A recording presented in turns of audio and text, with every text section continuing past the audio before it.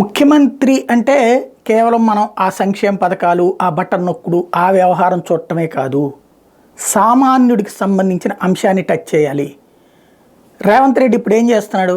Current కోతల మీద సమీక్ష పెట్టి తేటాలు వస్తే తాటదేస్తానని చెప్తున్నాడు. ఇక్కడ జగన్మోహన్ రెడ్డి అది ఏమైనా సమీక్షిస్తారా? నథింగ్. కోతలు నడుస్తున్నాయి ఆంధ్రాలో కూడా.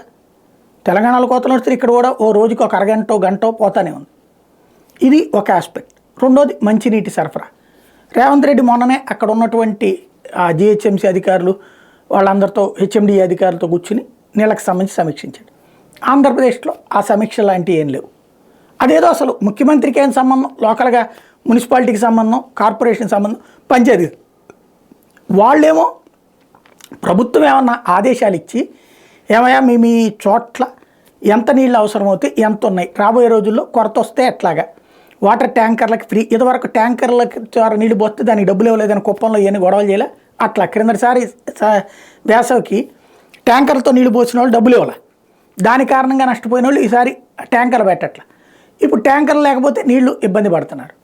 7 దశాబ్దాలుగా దరిద్రం ఏంటంటే రాష్ట్రం 7 దశాబ్దాలైనా ఇవాళకి అందరికీ తాగునీరు ప్రశాంతంగా ఇంటికి చేరే పరిస్థితి లేదు. ఎండాకాలం వస్తే ట్యాంకర్ల మీద ఆధారపడాల్సి వస్తుంది. కానీ సొల్యూషన్ ప్రభుత్వం అంటే స్వయంగా ముఖ్యమంత్రి సమీక్షలు పట్టించుకోకపోవడమే ఇక్కడ అసలు చర్చ.